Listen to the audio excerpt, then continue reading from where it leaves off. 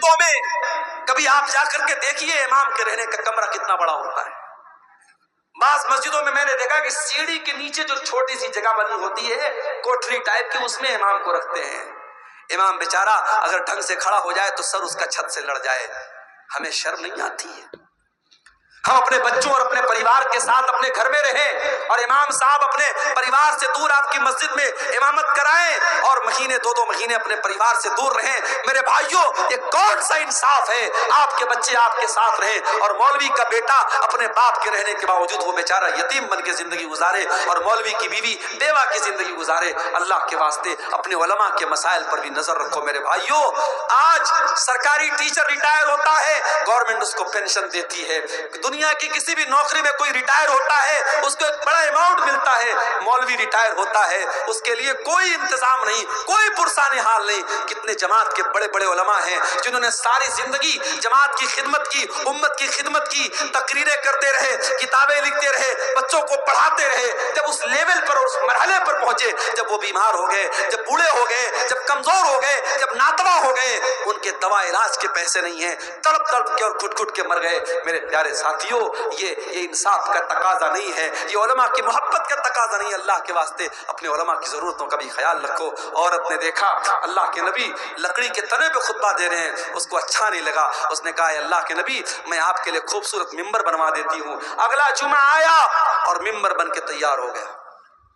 اگلے جمعہ میں بہترین ممبر بن کے آ گیا اور اللہ کے پیارے نبی جب خطبہ دینے کے لیے ممبر پہ چڑھتے ہیں تو لکڑی کے تنے سے رونے کی آواز آنے لگتی ہے. لکڑی کے تنے کو آپ نے سائڈ میں ڈال دیا, کنارے ڈال دیا, لکڑی کے تنے سے رونے کی آواز آنے لگی. صحابہ کرام حیران ہو گئے کہ لکڑی کا تنا کیسے رو رہا ہے, اس سے رونے کی کیسے آواز آ رہی ہے. اللہ کے پیارے نبی ممبر سے اترتے ہیں اور اس لکڑی کے تنے کو اپنے سینے سے لگاتے ہیں. اور مسند احمد کے الفاظ ہیں, اللہ کے نبی کہتے ہیں اگر اس کو اپنے سینے سے نہ لگاتا لحن الى یوم القیامہ, تو یہ قیامت تک روتا رہتا. اور جب آپ نے اس کو اپنے سینے سے لگایا فجعلت تئن انین الصبی, تو وہ لکڑی کا تنا بچے کی طرح سسکنے لگا. پہلے تو رونے کی آواز آ رہی تھی, مگر جب آپ نے سینے سے لگایا تو سسکنے کی آواز آنے لگی. جیسے چھوٹے بچے جب روتے رہتے ہیں اور ماں جب ان کو گود میں لے لیتی ہے, باپ ان کو گود میں لے لیتا ہے, تو وہ رونا تو بند کر دیتے ہیں مگر سسکنے کی آواز بڑی دیر تک آتی ہے. لکڑی کے تنے سے سسکنے کی آواز آ رہی تھی. اللہ کے نبی نے فرمایا انہا تبکی علی ما کانت تسمع من الذکر, اس لکڑی کے تنے پر کھڑے ہو کر کے میں خطبہ دیتا تھا اور قرآن اور حدیث کی باتیں بیان کرتا تھا, اس لیے یہ لکڑی کا تنا جب آج میں نے اس کو چھوڑ کے جب میں ممبر پہ کھڑا ہو گیا تو یہ رونے لگا. میرے پیارے ساتھیوں, ایک لکڑی کا تنا اپنے نبی سے محبت کرتا تھا, ایک لکڑی کا تنا قرآن سے محبت کرتا تھا, ایک لکڑی کا تنا حدیث سے محبت کرتا تھا. ہم کتنے بد نصیب ہیں, ہمیں قصے اچھے لگتے ہیں, ہمیں کہانیاں اچھی لگتی ہیں, ہمیں فضول باتیں اچھی لگتی ہیں, اور ہمیں قرآن و حدیث کی مجلسوں میں مزہ نہیں آتا, ہمیں قرآن و حدیث کی باتوں میں ہمیں لطف نہیں آتا. میرے پیارے ساتھیوں, اس لکڑی کے تنے کے لیے بھی اللہ کے پیارے نبی رحمت بن کر کے آئے, اس بے جان چیز کے لیے بھی آپ رحمت بن کر کے آئے. ہم تو اس نبی کا کلمہ پڑھنے والے ہیں میرے بھائی, وہ نبی جن کی شان اور جن کا مقام یہ ہے. میرے پیارے ساتھی, اس نبی کی عظمت کو پہچانو. آج دنیا اس نبی کو گالیاں دے رہی ہے.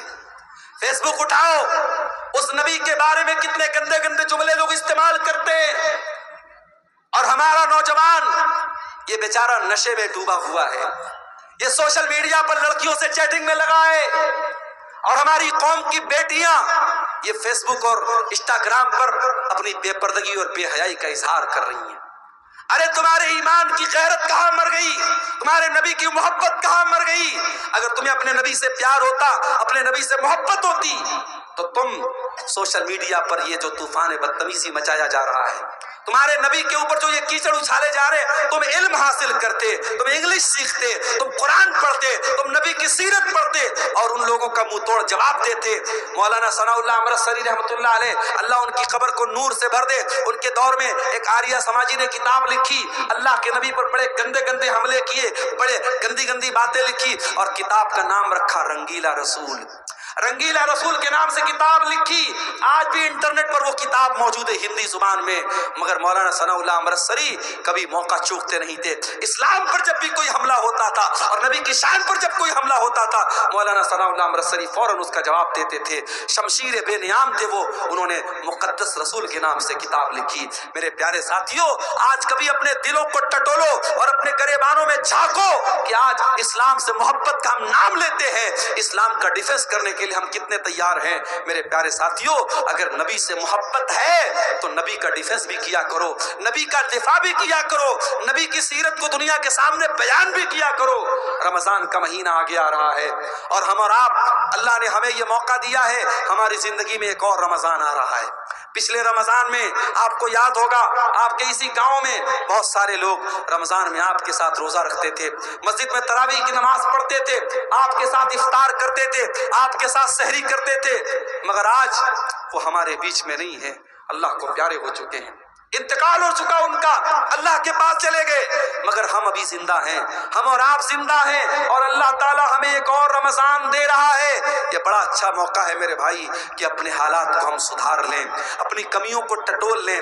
جو شرابی کہتا ہے کہ شراب نہیں چھوٹ رہی ہے، میں دعوے کے ساتھ کہتا ہوں سچے دل سے، اگر وہ صرف رمضان میں یہ طے کر لے میں شراب کو ہاتھ نہیں لگاؤں گا، سچے دل سے اللہ سے تڑپ تڑپ کے دعا کرے کہ اللہ اس گندگی سے مجھے بچا لے، اگر وہ رمضان کی پہلی تاریخ سے رمضان کی آخری تاریخ تک شراب کو ہاتھ نہ لگائے، اگر اس کی توبہ سچی ہے، اس کی نیت سچی ہے، اس کے دل کا ارادہ پکا ہے، انشاءاللہ رمضان کے بعد بھی وہ شراب کو ہاتھ نہیں لگائے گا۔ جو لوگ سال بھر نماز نہیں پڑھتے، آئیے رمضان آپ کو موقع دے رہا ہے۔ اللہ کے نبی نے بد دعا کی اس انسان کے لیے جو رمضان کا مہینہ پائے اور اپنی بخشش نہ کروا سکے۔ میرے بھائیوں، رمضان کوئی معمولی مہینہ نہیں ہے، رمضان ہمیں چینج کر دیتا ہے۔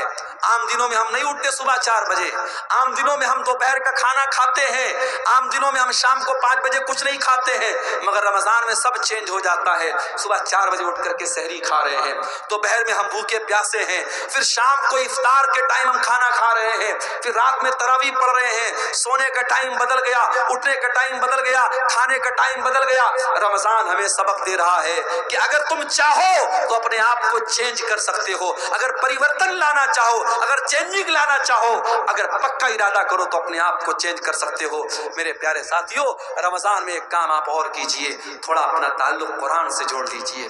رمضان قرآن کا مہینہ ہے۔ میرے بھائیوں، آج اس امت کے لیے بڑے افسوس کی بات ہے، ہمارا نوجوان 1 گھنٹہ موبائل کے بغیر نہیں رہ سکتا۔ 1 گھنٹہ اگر موبائل ڈسچارج ہو جائے، نوجوان تڑپتا رہتا ہے، جلدی سے موبائل کو چارج کرو، پتہ نہیں کس کا میسج آیا ہوگا، واٹس ایپ پر کتنے لوگوں کا میسج آیا ہوگا، کتنے لوگوں کی کال آئی ہوگی۔ 1 گھنٹہ ہم موبائل کے بغیر نہیں رہ سکتے۔ میرے بھائیوں، جو نوجوان 1 گھنٹہ موبائل کے بغیر نہیں رہ سکتا، وہ نوجوان اپنے دل پر ہاتھ رکھ کر کے بتائے اس نے آخری بار قرآن کب پڑھا تھا، آخری بار آپ نے قرآن کب پڑھا تھا۔ ہمارے بہت سارے نوجوان ہیں، شاید ان کے سر شرم سے جھک جائیں، آخری بار انہوں نے رمضان میں قرآن کو چھوا تھا، اس کے بعد قرآن کو چھونے کی نوبت نہیں آئی تھی۔ یہ قرآن بھی تو اللہ کا میسج ہے، یہ قرآن بھی تو اللہ کا پیغام ہے۔ کل قیامت کے دن اللہ پوچھے گا، میرے بندے میرا میسج تیرے گھر میں پڑا تھا، میرا پیغام تیرے گھر میں پڑا تھا، میری کتاب تیرے گھر میں پڑی تھی، تو نے کبھی نہیں سمجھا، تو نے کبھی نہیں پڑھا، تو نے کبھی غور نہیں کیا، کبھی اس قرآن کو سمجھنے کی کوشش نہیں کی۔ میرے پیارے ساتھیوں، اس قرآن کو پڑھو۔ اور آج اگر بھارت کے 25 کروڑ مسلمان یہ طے کر لیں کہ ہر مسلمان 4 قرآن غیر مسلموں تک بانٹے گا، 4 قرآن ہندی میں، بنگلہ میں، جو بھی زبان ہمارا غیر مسلم بھائی جانتا ہے اس کو پہنچائے گا، اگر بھارت کے 25 کروڑ مسلمان یہ طے کر لیں تو 100 کروڑ غیر مسلموں تک بڑی آسانی کے ساتھ قرآن کو پہنچایا جا سکتا ہے۔ میرے بھائیوں، یہ کام کرنے کا ہے، جلسے جلوس کرانا ٹھیک ہے، اس کی بھی ایک ضرورت ہے، یہ بھی بڑا اہم کام ہے، مگر یہ کام بھی کرنے کا ہے کہ آج اپنے غیر مسلم بھائیوں تک ہم قرآن کو پہنچائیں۔